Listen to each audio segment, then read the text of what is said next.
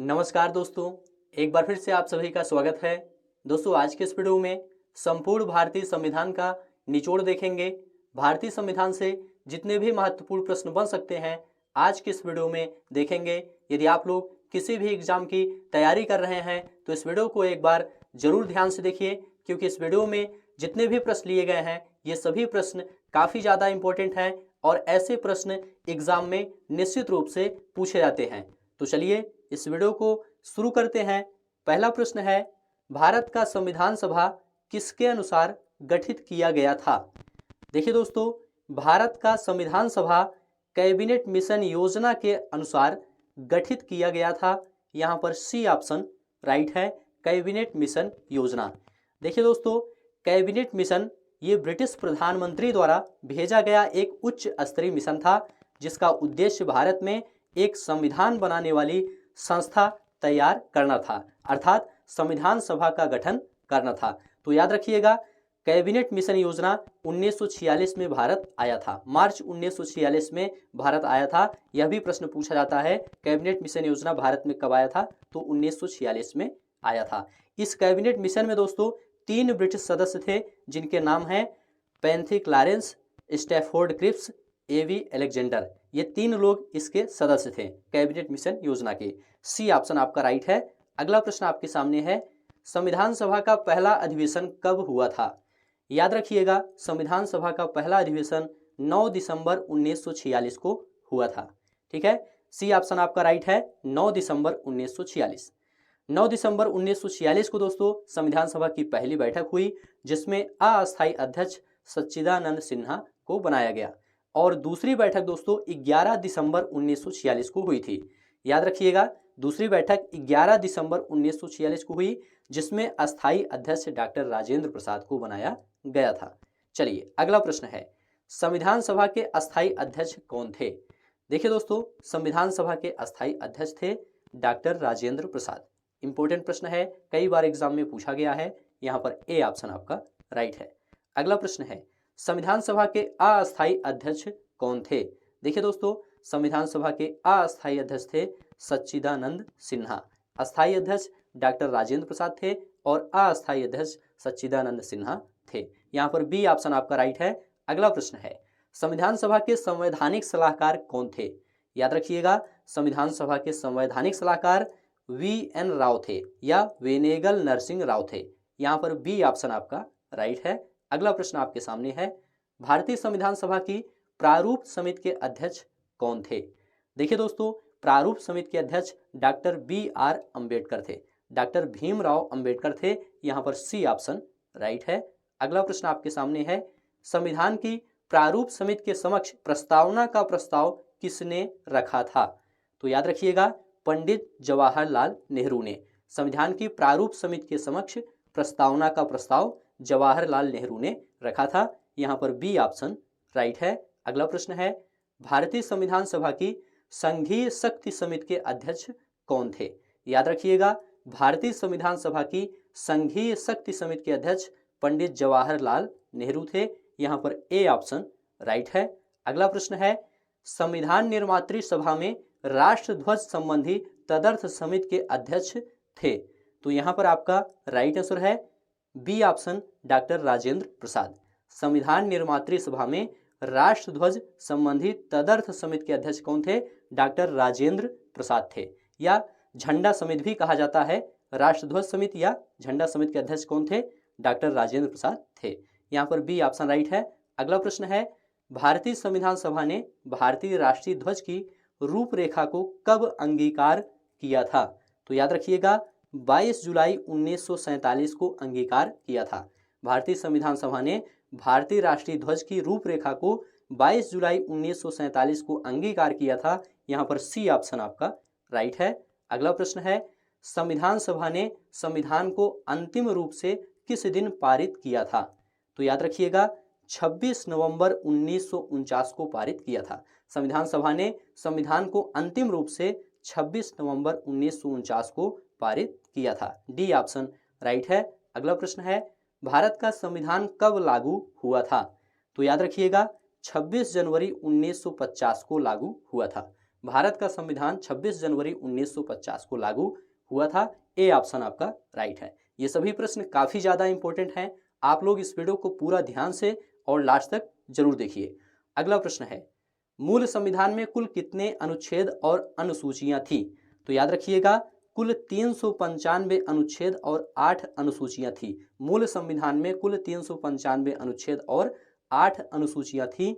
यहाँ पर D option right है। अगला प्रश्न है, संविधान निर्माण में कुल कितना समय लगा था? तो याद रखिएगा, कुल 2 वर्ष 11 माह और 18 दिन का समय लगा था। संविधान निर्माण में कुल 2 वर्ष 11 माह और 18 दिन का समय लगा था। यहाँ पर सी ऑप्शन राइट है। अगला प्रश्न है, भारतीय संविधान सभा के प्रथम दिन के अधिवेशन की अध्यक्षता किसने की थी? तो याद रखिएगा, डॉक्टर सच्चिदानंद सिन्हा ने की थी। भारतीय संविधान सभा के प्रथम दिन के अधिवेशन की अध्यक्षता सच्चिदानंद सिन्हा ने की थी। यहाँ पर सी ऑप्शन राइट है। अगला प्रश्न है, भारत के संविधान का निर्माता किसे माना जाता है? तो याद रखिएगा, डॉक्टर भीमराव अंबेडकर को माना जाता है। यहाँ पर डी ऑप्शन राइट है। भारत के संविधान का निर्माता डॉक्टर BR अंबेडकर को माना जाता है। यहाँ पर डी ऑप्शन राइट है। अगला प्रश्न है, संविधान को 26 जनवरी के दिन ही लागू करने का निर्णय क्यों लिया गया?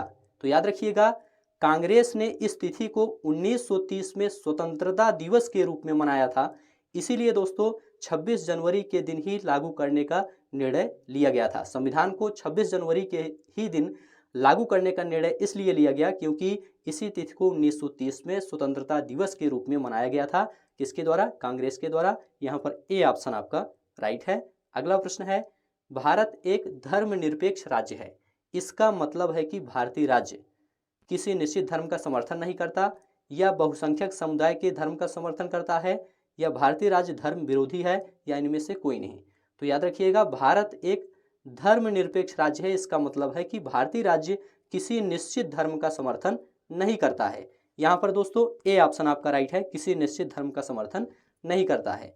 अगला प्रश्न है, गणतंत्र होता है। देखिए दोस्तों, गणतंत्र राज्य जहां पर अध्यक्ष वंशानुगत रूप से ना हो उसे हम गणतंत्र कहते हैं। यहाँ पर बी ऑप्शन आपका राइट है, राज्य जहां पर अध्यक्ष वंशानुगत रूप से ना हो। बी ऑप्शन आपका राइट है। अगला प्रश्न है, किस संशोधन के बाद प्रस्तावना में 3 नए शब्द समाजवादी, धर्मनिरपेक्ष और अखंडता जोड़े गए? तो याद रखिएगा, 42वां संशोधन अधिनियम 1976 के द्वारा। यहाँ पर ए ऑप्शन राइट है। 42वां संशोधन अधिनियम 1976 के बाद प्रस्तावना में 3 नए शब्द समाजवादी, धर्मनिरपेक्ष और अखंडता जोड़े गए। यहाँ पर ए ऑप्शन राइट है। अगला प्रश्न है, भारतीय संविधान की प्रस्तावना में भारत को घोषित किया गया है, क्या घोषित किया गया है? एक प्रभुत्व संपन्न, समाजवादी, धर्मनिरपेक्ष और प्रजातांत्रिक गणराज्य घोषित किया गया है।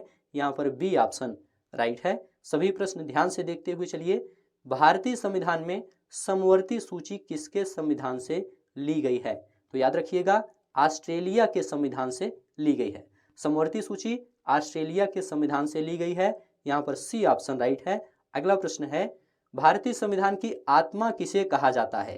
देखिए दोस्तों, भारतीय संविधान की आत्मा प्रस्तावना को कहा जाता है। प्रस्तावना को भारतीय संविधान की आत्मा कहा जाता है। यहाँ पर बी ऑप्शन राइट है।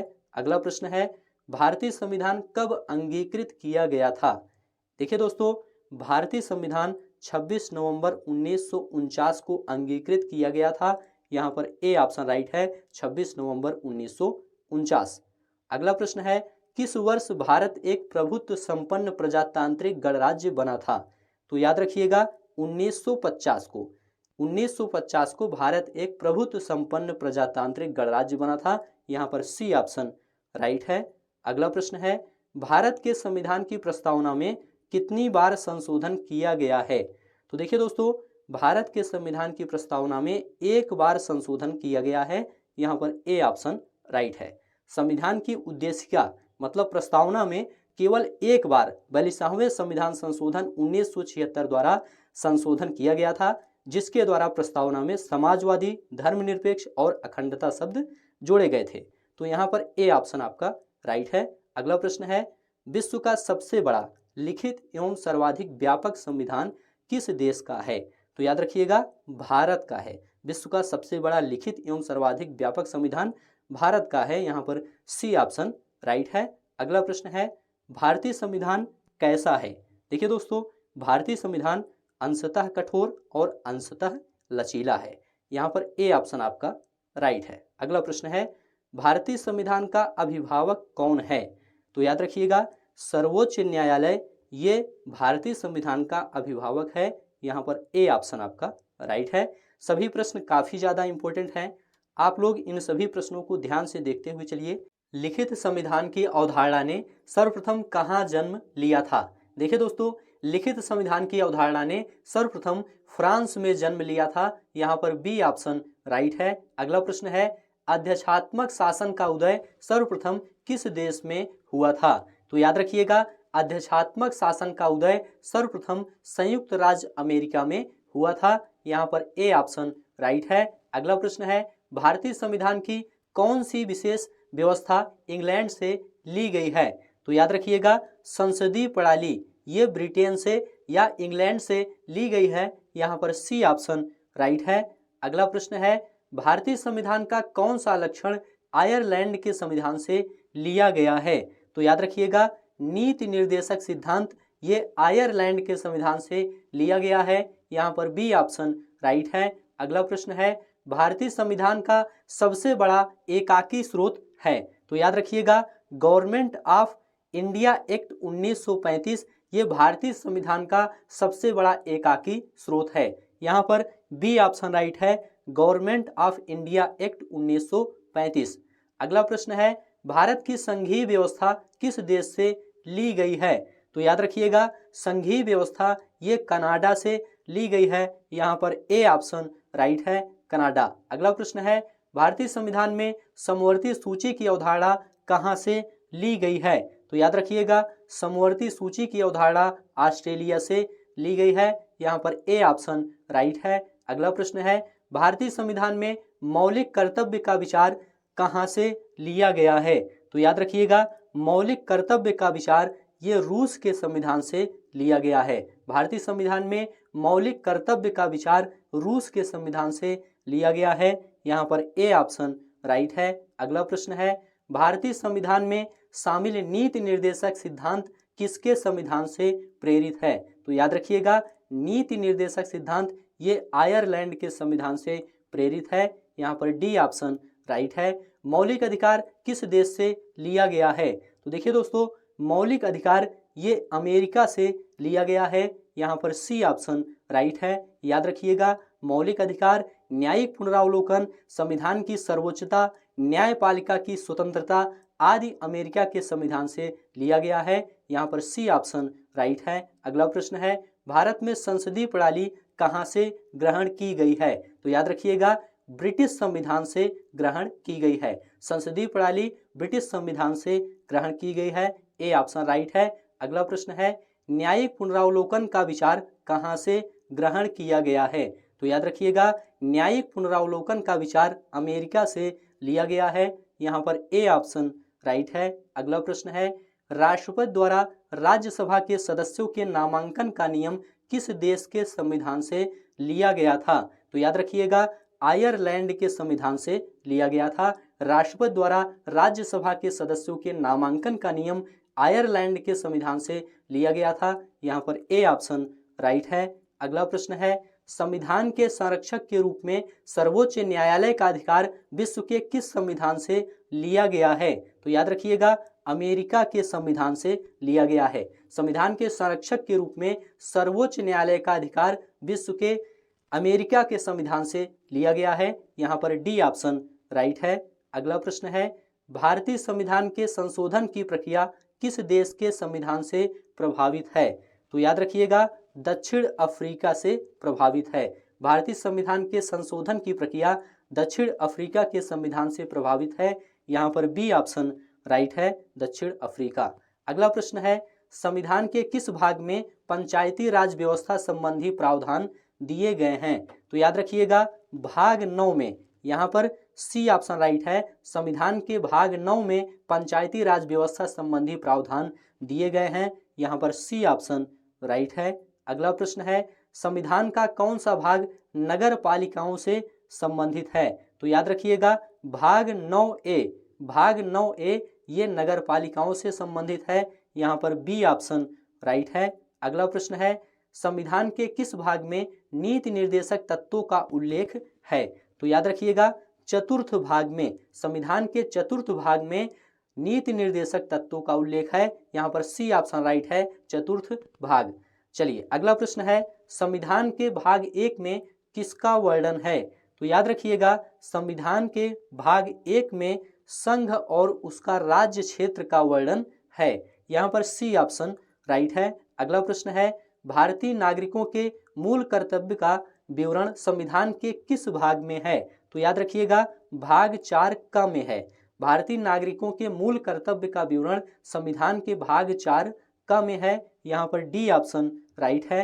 अगला प्रश्न है संविधान के किस भाग में नागरिकता का उल्लेख है?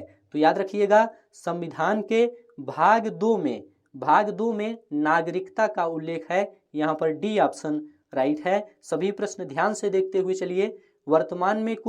वर्तमान में भारतीय संविधान में कुल कितनी अनुसूचियां हैं? तो याद रखिएगा वर्तमान में कुल 12 अनुसूचियां हैं। यहाँ पर डी ऑप्शन राइट है। मूल संविधान में 8 अनुसूचियां थी, वर्तमान में 12 अनुसूचियां हैं। अगला प्रश्न है भारतीय संविधान की 10वीं अनुसूची किससे संबंधित है?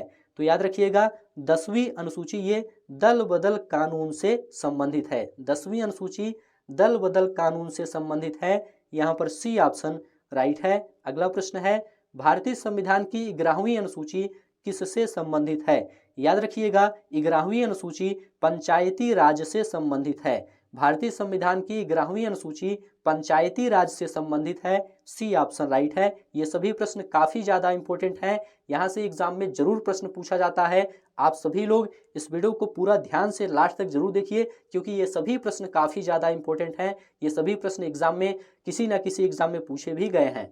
संविधान के अनुच्छेद 1 में भारत को क्या कहा गया है? तो याद रखिएगा राज्यों का संघ कहा गया है। अनुच्छेद 1 में भारत को राज्यों का संघ कहा गया है। यहाँ पर ए ऑप्शन राइट है। अगला प्रश्न है भारतीय संविधान के किस अनुच्छेद में नागरिकता संबंधी प्रावधान है? तो याद रखिएगा अनुच्छेद 5 से 11, अनुच्छेद 5 से 11 में नागरिकता संबंधी प्रावधान है। यहाँ पर सी ऑप्शन राइट है। अगला प्रश्न है संविधान के किस अनुच्छेद में मौलिक अधिकारों का विवरण है? तो याद रखिएगा अनुच्छेद 12 से 35 में मौलिक अधिकारों का विवरण है। किसमें? अनुच्छेद 12 से 35 में मौलिक अधिकारों का विवरण है। यहाँ पर बी ऑप्शन राइट है। अगला प्रश्न है कौन सा अनुच्छेद अस्पृश्यता का उन्मूलन करता है? याद रखिएगा अनुच्छेद 17 ये अस्पृश्यता का उन्मूलन करता है। यहाँ पर डी ऑप्शन राइट है। अगला प्रश्न है कौन सा अनुच्छेद भाषण एवं अभिव्यक्ति की स्वतंत्रता का अधिकार देता है? तो याद रखिएगा अनुच्छेद 19 ये भाषण एवं अभिव्यक्ति की स्वतंत्रता का अधिकार देता है। यहाँ पर बी ऑप्शन राइट है। अगला प्रश्न है किस अनुच्छेद में प्रेस की स्वतंत्रता दी गई है? याद रखिएगा अनुच्छेद 19 1A में प्रेस की स्वतंत्रता दी गई है। यहाँ पर ए ऑप्शन राइट है। अगला प्रश्न है कौन सा अनुच्छेद बच्चों के शोषण के खिलाफ मौलिक अधिकारों से संबंधित है? याद रखिएगा अनुच्छेद 24 ये बच्चों के शोषण के खिलाफ मौलिक अधिकारों से संबंधित है। यहाँ पर डी ऑप्शन राइट है। अगला प्रश्न है किस अनुच्छेद में अल्पसंख्यकों के हितों के संरक्षण की व्यवस्था है? याद रखिएगा अनुच्छेद 29 में अल्पसंख्यकों के हितों के संरक्षण की व्यवस्था है। यहाँ पर ए ऑप्शन राइट है, अनुच्छेद 29। अगला प्रश्न है किस अनुच्छेद में राज्य के नीति निर्देशक तत्वों का उल्लेख है? याद रखिएगा अनुच्छेद 36 से 51 में राज्य के नीति निर्देशक तत्वों का उल्लेख है। यहाँ पर बी ऑप्शन राइट है। अगला प्रश्न है कौन सा अनुच्छेद राज्य सरकारों को ग्राम पंचायत के गठन का निर्देश देता है? तो याद रखिएगा अनुच्छेद 40 ये राज्य सरकारों को ग्राम पंचायत के गठन का निर्देश देता है। यहाँ पर ए ऑप्शन राइट है। अगला प्रश्न है 42वें संशोधन द्वारा संविधान के किस अनुच्छेद में मौलिक कर्तव्य को जोड़ा गया है? याद रखिएगा अनुच्छेद 51A में, अनुच्छेद 51A में मौलिक कर्तव्य को जोड़ा गया है। यहाँ पर ए ऑप्शन राइट है। अगला प्रश्न है, संविधान के किस अनुच्छेद में धन विधेयक की परिभाषा दी गई है? याद रखिएगा अनुच्छेद 110 में धन विधेयक की परिभाषा दी गई है। यहाँ पर ए ऑप्शन राइट है। अगला प्रश्न है, कौन सा अनुच्छेद भारत के राष्ट्रपति को अध्यादेश जारी करने की शक्ति प्रदान करता है? याद रखिएगा अनुच्छेद 123 ये भारत के राष्ट्रपति को अध्यादेश जारी करने की शक्ति प्रदान करता है। यहाँ पर सी ऑप्शन राइट है। अगला प्रश्न है, किस अनुच्छेद में निर्वाचन आयोग के लिए प्रावधान है? याद रखिएगा अनुच्छेद 324 में, अनुच्छेद 324 में निर्वाचन आयोग के लिए प्रावधान है। यहाँ पर ए ऑप्शन राइट है। अगला प्रश्न है, किस अनुच्छेद में यह प्रावधान किया गया है कि संघ की राजभाषा हिंदी तथा लिपि देवनागरी होगी? तो याद रखिएगा अनुच्छेद 343 में यह प्रावधान किया गया है कि संघ की राजभाषा हिंदी तथा लिपि देवनागरी होगी। यहाँ पर सी ऑप्शन राइट है। अगला प्रश्न है, किस अनुच्छेद के तहत राष्ट्रपति राष्ट्रीय आपातकाल लगा सकते हैं? याद रखिएगा अनुच्छेद 352 के आधार पर, अनुच्छेद 352 के तहत राष्ट्रपति राष्ट्रीय आपातकाल लगा सकते हैं। यहाँ पर बी ऑप्शन राइट है, अनुच्छेद 352।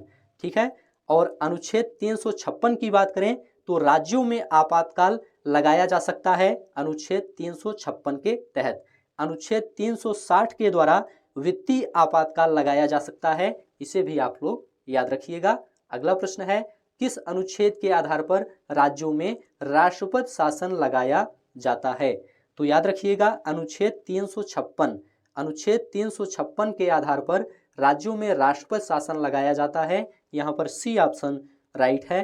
अगला प्रश्न है, किस अनुच्छेद के तहत, अगला प्रश्न है, किस अनुच्छेद के आधार पर वित्तीय आपात की घोषणा उद्घोषणा राष्ट्रपति करता है? तो याद रखिएगा अनुच्छेद 360 के आधार पर वित्तीय आपात की उद्घोषणा राष्ट्रपति करता है। यहाँ पर बी ऑप्शन राइट है। अगला प्रश्न है, किस अनुच्छेद में संसद को संविधान संशोधन का अधिकार दिया गया है? याद रखिएगा अनुच्छेद 368 में संसद को संविधान संशोधन का अधिकार दिया गया है। यहाँ पर सी ऑप्शन राइट है। अगला प्रश्न है, कौन सा अनुच्छेद समानता का अधिकार प्रदान करता है? याद रखिएगा अनुच्छेद 14 से 18 ये समानता का अधिकार प्रदान करता है। यहाँ पर ए ऑप्शन राइट है। अगला प्रश्न है, कौन सा अनुच्छेद भारत की विदेश नीति से संबंधित है? देखिए दोस्तों, अनुच्छेद 51 ये भारत की विदेश नीति से संबंधित है। यहाँ पर ए ऑप्शन राइट है। आप लोग सभी प्रश्न ध्यान से देखते हुए चलिए, ये सभी प्रश्न काफ़ी ज़्यादा इम्पोर्टेंट हैं। भाषा के आधार पर गठित होने वाला प्रथम राज्य कौन था? याद रखिएगा भाषा के आधार पर गठित होने वाला प्रथम राज्य आंध्र प्रदेश था। यहाँ पर ए ऑप्शन राइट है। आंध्र प्रदेश का गठन 1953 में हुआ था, इसे भी आप लोग याद रखिएगा। अगला प्रश्न है, भारतीय संविधान कौन सी नागरिकता प्रदान करता है? याद रखिएगा भारतीय संविधान एकल नागरिकता प्रदान करता है। यहाँ पर बी ऑप्शन राइट है, एकल नागरिकता। अगला प्रश्न है, भारत में एकल नागरिकता की अवधारणा अपनाई गई है? याद रखिएगा भारत में एकल नागरिकता की अवधारणा इंग्लैंड से अपनाई गई है। यहाँ पर सी ऑप्शन राइट है। अगला प्रश्न है, भारत के संविधान का भाग 3 संबंधित है? देखिए दोस्तों, भारत के संविधान का भाग 3 मूल अधिकारों से संबंधित है। यहाँ पर बी ऑप्शन राइट है, मूल अधिकारों से। अगला प्रश्न है, भारतीय नागरिकों के मौलिक अधिकारों का वर्णन किस अनुच्छेद में है? तो देखिए दोस्तों, अनुच्छेद 12 से 35 में मौलिक अधिकारों का वर्णन है। यहाँ पर सी ऑप्शन राइट है, अनुच्छेद 12 से 35। अगला प्रश्न है, मौलिक अधिकारों का निलंबन कौन कर सकता है? याद रखिएगा मौलिक अधिकारों का निलंबन राष्ट्रपति कर सकता है। यहाँ पर सी ऑप्शन राइट है, राष्ट्रपति। अगला प्रश्न है, मौलिक अधिकारों के बारे में सुनवाई करने का अधिकार किसे प्राप्त है? देखिए दोस्तों, मौलिक अधिकारों के बारे में सुनवाई करने का अधिकार ये सर्वोच्च न्यायालय को प्राप्त है। यहाँ पर बी ऑप्शन राइट है, सर्वोच्च न्यायालय। अगला प्रश्न है, भारतीय संविधान के अंतर्गत मूल अधिकारों का संरक्षक कौन है? देखिए दोस्तों, भारतीय संविधान के अंतर्गत मूल अधिकारों का संरक्षक सर्वोच्च न्यायालय है। यहाँ पर बी ऑप्शन राइट है, सर्वोच्च न्यायालय। अगला प्रश्न है, भारतीय संविधान के अनुच्छेद 25 का संबंध किससे है? याद रखिएगा, अनुच्छेद 25 का संबंध धर्म की स्वतंत्रता से है। यहाँ पर ए ऑप्शन राइट है। अनुच्छेद 25 से 28 तक धार्मिक स्वतंत्रता के अधिकार का वर्णन किया गया है। इसे आप लोग याद रखिएगा, ए ऑप्शन राइट है। अगला प्रश्न है, किस अनुच्छेद में संवैधानिक उपचारों का अधिकार दिया गया है? याद रखिएगा, अनुच्छेद 32 में संवैधानिक उपचारों का अधिकार दिया गया है। यहाँ पर बी ऑप्शन राइट है, अनुच्छेद 32। अगला प्रश्न है, किसे डॉक्टर बी आर अम्बेडकर ने संविधान का हृदय एवं आत्मा की संज्ञा दी है? तो याद रखिएगा, संवैधानिक उपचारों का अधिकार, इसे डॉक्टर बी आर अम्बेडकर ने संविधान का हृदय एवं आत्मा कहा है। यहाँ पर सी ऑप्शन राइट है। अगला प्रश्न है, व्यक्तिगत स्वतंत्रता के लिए कौन सी रिट याचिका दायर की जा सकती है? तो याद रखिएगा, व्यक्तिगत स्वतंत्रता के लिए बंदी प्रत्यक्षीकरण याचिका दायर की जा सकती है। यहाँ पर बी ऑप्शन राइट है। अगला प्रश्न है, संपत्ति का अधिकार है। देखिए दोस्तों, संपत्ति का अधिकार ये कानूनी अधिकार है। यहाँ पर सी ऑप्शन राइट है। पहले दोस्तों यह मौलिक अधिकार था, किंतु 44वें संविधान संशोधन 1978 के द्वारा अब ये कानूनी अधिकार हो गया है। यहाँ पर सी ऑप्शन राइट है, कानूनी अधिकार। अगला प्रश्न है, भारतीय संविधान में राज्य के नीति निर्देशक तत्व ग्रहण किए गए हैं। कहाँ से ग्रहण किए गए हैं? तो याद रखिएगा, आयरलैंड से ग्रहण किए गए हैं। नीति निर्देशक तत्व आयरलैंड के संविधान से लिए गए हैं। यहाँ पर ए ऑप्शन राइट है। अगला प्रश्न है, किस भाग में राज्य लोक कल्याण की संकल्पना सम्मिलित की गई है? तो याद रखिएगा, राज्य के नीति निर्देशक तत्वों में लोक कल्याण की संकल्पना सम्मिलित की गई है। यहाँ पर ए ऑप्शन राइट है। संविधान का कौन सा अंग भारत के नागरिकों को आर्थिक न्याय प्रदान करता है? तो याद रखिएगा, राज्य के नीति निर्देशक तत्व भारत के नागरिकों को आर्थिक न्याय प्रदान करता है। यहाँ पर बी ऑप्शन राइट है। अगला प्रश्न है, समान न्याय और निःशुल्क विधि सहायता का प्रावधान संविधान के किस अनुच्छेद में है? तो याद रखिएगा, अनुच्छेद 39A में है। समान न्याय और निःशुल्क विधि सहायता का प्रावधान संविधान के अनुच्छेद 39A में है। बी ऑप्शन राइट है। अगला प्रश्न है, किस वर्ष संविधान में मूल कर्तव्यों को अंतः स्थापित किया गया था? तो याद रखिएगा, 1976 में। यहाँ पर सी ऑप्शन आपका राइट है। 1976 में संविधान में मूल कर्तव्यों को अंतः स्थापित किया गया था। यहाँ पर सी ऑप्शन राइट है।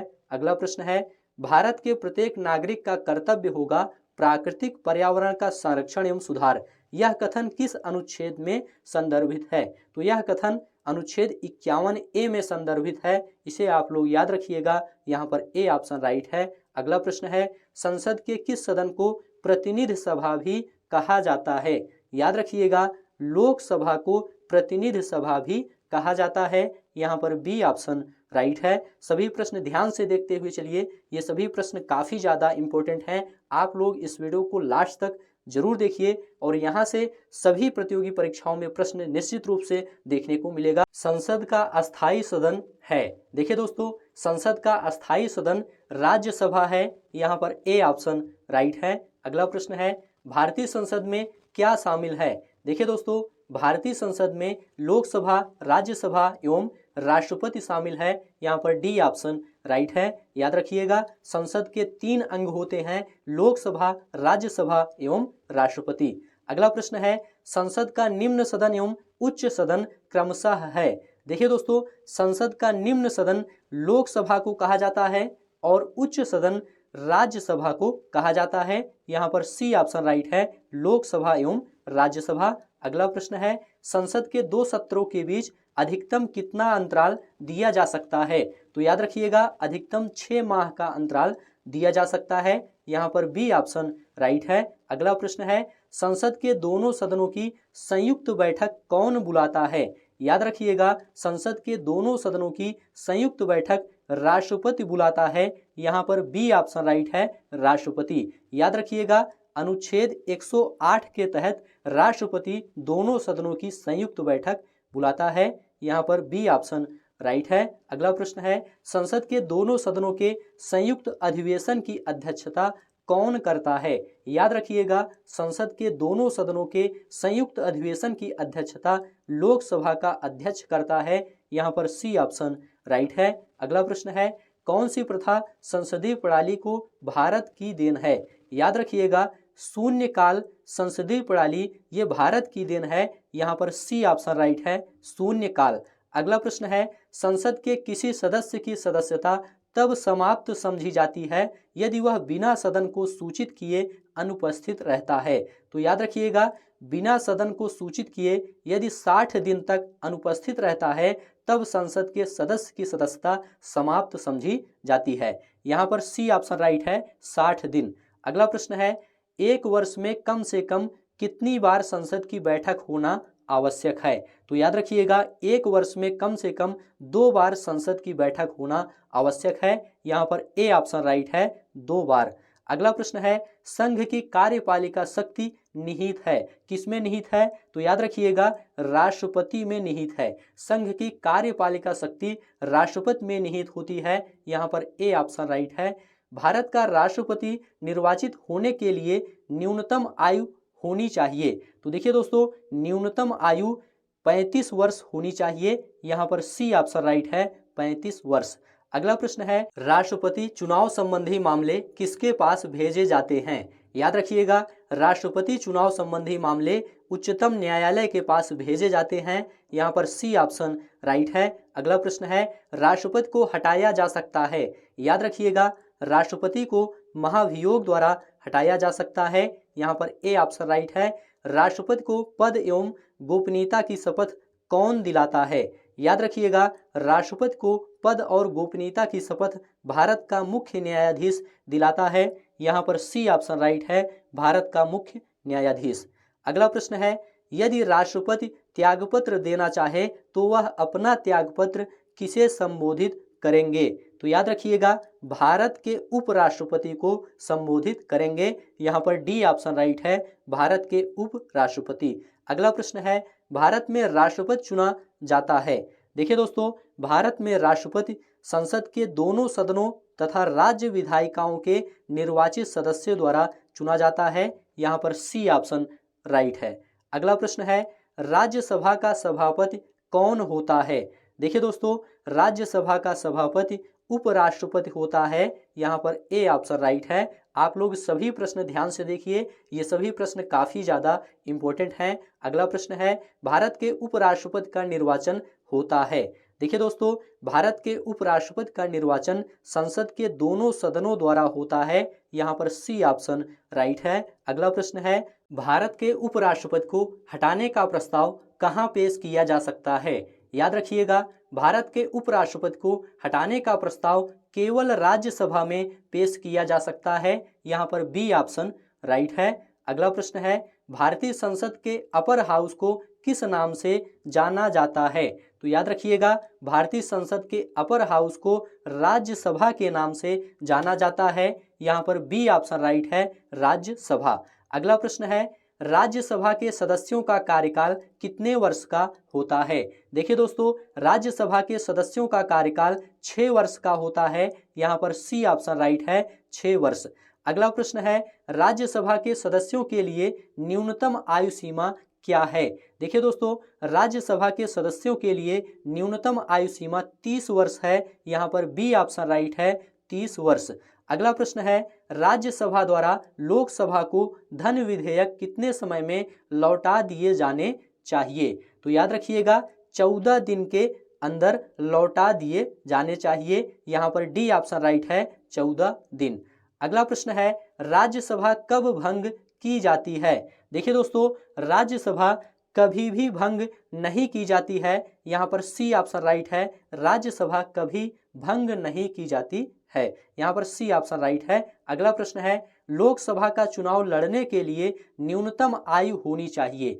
देखिए दोस्तों, लोकसभा का चुनाव लड़ने के लिए न्यूनतम आयु 25 वर्ष होनी चाहिए। यहाँ पर सी ऑप्शन राइट है। अगला प्रश्न है, कौन सा राज्य सबसे अधिक प्रतिनिधि लोकसभा में भेजता है? याद रखिएगा, उत्तर प्रदेश राज्य सबसे अधिक प्रतिनिधि लोकसभा में भेजता है। यहाँ पर ए ऑप्शन राइट है। उत्तर प्रदेश में लोकसभा की सर्वाधिक सीटें हैं, इसे आप लोग याद रखिएगा। वर्तमान में 80 लोकसभा सीटें हैं उत्तर प्रदेश में, इसे भी आप लोग याद रखिएगा। भारत के प्रधानमंत्री पद के लिए न्यूनतम उम्र सीमा होनी चाहिए। देखिए दोस्तों, भारत के प्रधानमंत्री पद के लिए न्यूनतम उम्र सीमा 25 वर्ष होनी चाहिए। यहाँ पर सी ऑप्शन राइट है, 25 वर्ष। अगला प्रश्न है, भारत में किसी भी सदन का सदस्य हुए बिना कोई व्यक्ति कब तक मंत्री पद पर रह सकता है?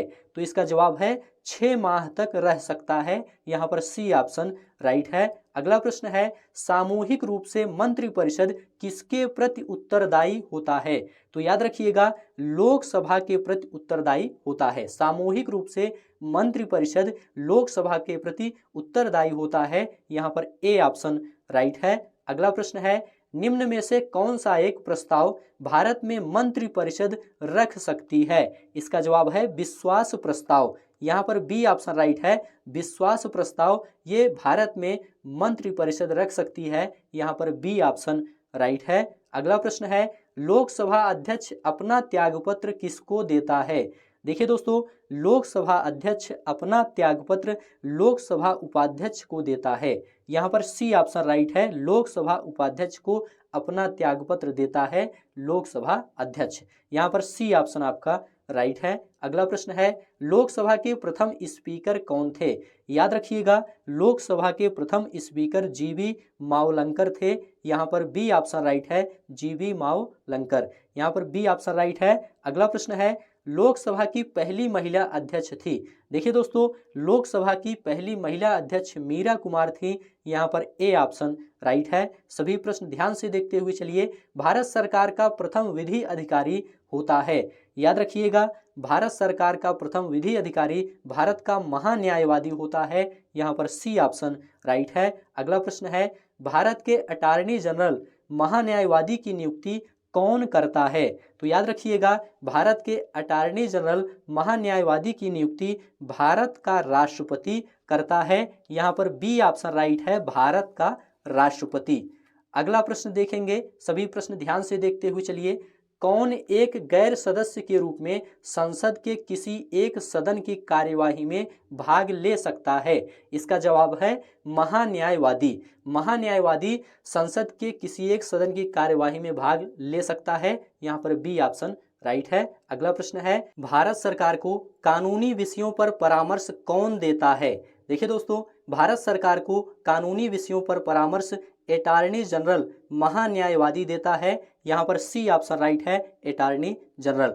अगला प्रश्न है, भारत का सॉलिसिटर जनरल होता है। देखिए दोस्तों, भारत का सॉलिसिटर जनरल एक प्रशासनिक अधिकारी होता है। यहाँ पर बी ऑप्शन राइट है, एक प्रशासनिक अधिकारी। अगला प्रश्न है, कानूनी विषयों पर राज्य सरकार को कौन परामर्श देता है? देखिए दोस्तों, कानूनी विषयों पर राज्य सरकार को एडवोकेट जनरल परामर्श देता है। यहाँ पर सी ऑप्शन राइट है। अगला प्रश्न है, मुख्य सतर्कता आयुक्त की नियुक्ति कौन करता है? देखिए दोस्तों, मुख्य सतर्कता आयुक्त की नियुक्ति राष्ट्रपति करता है। यहाँ पर डी ऑप्शन राइट है। अगला प्रश्न है, केंद्र सरकार के व्यय को नियंत्रित करने की शक्ति किसमें निहित होती है? याद रखिएगा, केंद्र सरकार के व्यय को नियंत्रित करने की शक्ति नियंत्रक एवं महालेखा परीक्षक में होती है। यहाँ पर बी ऑप्शन राइट है। अगला प्रश्न है, भारत के नियंत्रक एवं महालेखा परीक्षक की नियुक्ति कौन करता है? देखिए दोस्तों, भारत के नियंत्रक एवं महालेखा परीक्षक की नियुक्ति राष्ट्रपति करता है। यहाँ पर बी ऑप्शन राइट है। अगला प्रश्न है, कौन सबसे बड़ी संसदीय समिति है? देखिए दोस्तों, प्राक्कलन समिति सबसे बड़ी संसदीय समिति है। यहाँ पर ए ऑप्शन राइट है। अगला प्रश्न है, लोक लेखा समिति अपनी रिपोर्ट प्रस्तुत करती है। याद रखिएगा, लोक लेखा समिति अपनी रिपोर्ट लोकसभा के अध्यक्ष को प्रस्तुत करती है। यहाँ पर ए ऑप्शन राइट है। अगला प्रश्न है, लोक लेखा समिति में कितने सदस्य होते हैं? याद रखिएगा, लोक लेखा समिति में कुल 22 सदस्य होते हैं, जिसमें 15 सदस्य लोकसभा द्वारा तथा 7 सदस्य राज्यसभा द्वारा 1 वर्ष के लिए निर्वाचित किए जाते हैं। यहाँ पर सी ऑप्शन राइट है। अगला प्रश्न है, उच्चतम न्यायालय के न्यायाधीशों की सेवानिवृत्ति आयु है। याद रखिएगा, उच्चतम न्यायालय के न्यायाधीशों की सेवानिवृत्ति आयु 65 वर्ष है। यहाँ पर सी ऑप्शन राइट है, 65 वर्ष। अगला प्रश्न है, सर्वोच्च न्यायालय के जजों का वेतन किससे आहरित होता है। याद रखिएगा, सर्वोच्च न्यायालय के जजों का वेतन भारत की संचित निधि से आहरित होता है। यहाँ पर बी ऑप्शन राइट है। अगला प्रश्न है, उच्च न्यायालय के न्यायाधीशों का वेतन किस निधि पर भारित होता है। तो याद रखिएगा, उच्च न्यायालय के न्यायाधीशों का वेतन संबंधित राज्य की संचित निधि पर भारित होता है। यहाँ पर ए ऑप्शन राइट है। अगला प्रश्न है, भारतीय राज्यों में राज्यपाल की नियुक्ति कौन करता है। याद रखिएगा, भारतीय राज्यों में राज्यपाल की नियुक्ति राष्ट्रपति करते हैं। यहाँ पर बी ऑप्शन राइट है, राष्ट्रपति। अगला प्रश्न है, राज्यपाल अपना त्यागपत्र किसे देता है। याद रखिएगा, राज्यपाल अपना त्यागपत्र राष्ट्रपति को देता है। यहाँ पर ए ऑप्शन राइट है, राष्ट्रपति। अगला प्रश्न है, उपराज्यपाल की नियुक्ति कौन करता है। देखिए दोस्तों, उपराज्यपाल की नियुक्ति राष्ट्रपति करते हैं। यहाँ पर बी ऑप्शन राइट है, राष्ट्रपति। अगला प्रश्न है, राज्यपाल के पद पर नियुक्ति की न्यूनतम उम्र सीमा क्या है। याद रखिएगा, न्यूनतम उम्र सीमा 35 वर्ष है। राज्यपाल के पद पर नियुक्ति की न्यूनतम उम्र सीमा 35 वर्ष है। यहाँ पर डी ऑप्शन राइट है। अगला प्रश्न है, मुख्यमंत्री की नियुक्ति किसके द्वारा की जाती है। देखिए दोस्तों, मुख्यमंत्री की नियुक्ति राज्यपाल के द्वारा की जाती है। यहाँ पर डी ऑप्शन राइट है, राज्यपाल। अगला प्रश्न है, भारत में राज्य विधान पालिकाओं का उच्च सदन कौन सा है। देखिए दोस्तों, भारत में राज्य विधान पालिकाओं का उच्च सदन विधान पालिका परिषद है। यहाँ पर बी ऑप्शन राइट है, विधान पालिका परिषद। अगला प्रश्न है, किस अनुच्छेद में राज्य की विधानसभाओं के निर्वाचन का प्रावधान है। तो याद रखिएगा, अनुच्छेद 170 में राज्य की विधानसभाओं के निर्वाचन का प्रावधान है। यहाँ पर बी ऑप्शन राइट है। अगला प्रश्न है, विधानसभा अध्यक्ष अपना त्यागपत्र किसको देता है। याद रखिएगा, विधानसभा अध्यक्ष अपना त्यागपत्र विधानसभा उपाध्यक्ष को देता है। यहाँ पर डी ऑप्शन राइट है। अगला प्रश्न है, वित्त आयोग के अध्यक्ष की नियुक्ति कौन करता है। देखिए दोस्तों, वित्त आयोग के अध्यक्ष की नियुक्ति राष्ट्रपति करते हैं। यहाँ पर बी ऑप्शन राइट है, राष्ट्रपति। देखिए दोस्तों, वित्त आयोग का गठन राष्ट्रपति द्वारा अनुच्छेद 280 के तहत किया जाता है। इसे आप लोग याद रखिएगा, कितने वर्ष के लिए किया जाता है, तो 5 वर्ष के लिए किया जाता है। इसे भी आप लोग याद रखिएगा, बी ऑप्शन राइट है। अगला प्रश्न है, वित्त आयोग का गठन कितनी अवधि के लिए होता है। याद रखिएगा, वित्त आयोग का गठन 5 वर्ष के लिए होता है। यहाँ पर ए ऑप्शन राइट है।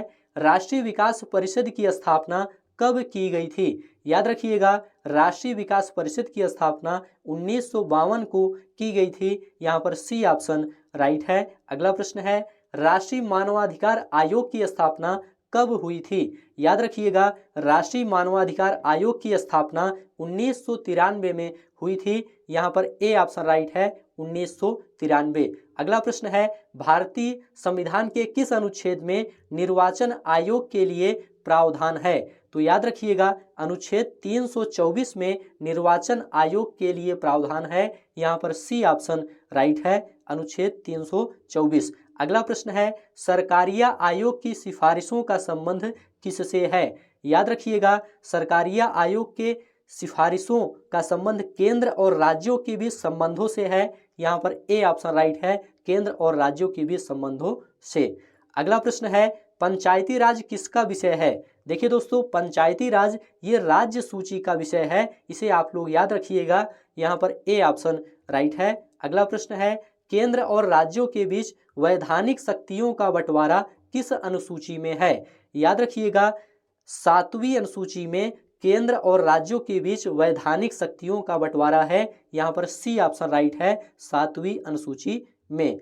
अगला प्रश्न है, भारतीय संविधान में कितनी भाषाएं क्षेत्रीय भाषाओं के रूप में मान्यता प्राप्त हैं। इसका जवाब है कुल 22 भाषाएं हैं जो क्षेत्रीय भाषाओं के रूप में मान्यता प्राप्त हैं। यहाँ पर सी ऑप्शन राइट है। अगला प्रश्न है, राज्य में राष्ट्रपति शासन से तात्पर्य राज्य में किसके शासन से है? तो याद रखिएगा, राज्य में राष्ट्रपति शासन से तात्पर्य राज्य में राज्यपाल के शासन से है। यहाँ पर ए ऑप्शन राइट है। अगला प्रश्न है, दल विहीन लोकतंत्र के पक्ष में कौन थे? तो याद रखिएगा, जयप्रकाश नारायण ये दल विहीन लोकतंत्र के पक्ष में थे। यहाँ पर बी ऑप्शन राइट है।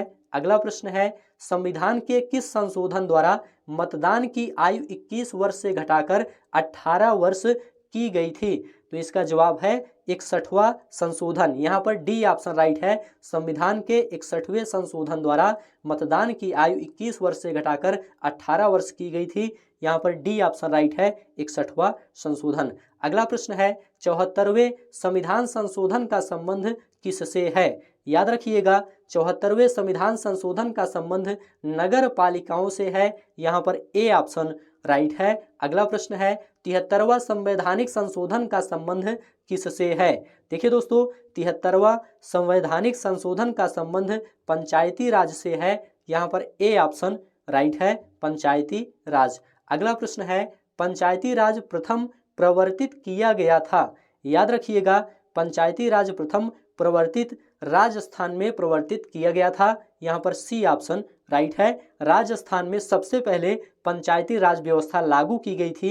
इसे आप लोग याद रखिएगा, 2 अक्टूबर 1959 को सबसे पहले राजस्थान में पंचायती राज व्यवस्था लागू की गई थी। यहाँ पर सी ऑप्शन राइट है। तो इस प्रकार से दोस्तों, आज की यह वीडियो यहीं पर समाप्त होती है। ये सभी प्रश्न आपके आगामी एग्जाम के लिए काफ़ी ज़्यादा इंपॉर्टेंट है। उम्मीद है यह वीडियो आपको अच्छा लगा है तो चैनल को सब्सक्राइब करिए, दोस्तों शेयर करिए और कमेंट में लिखकर जरूर बताइए।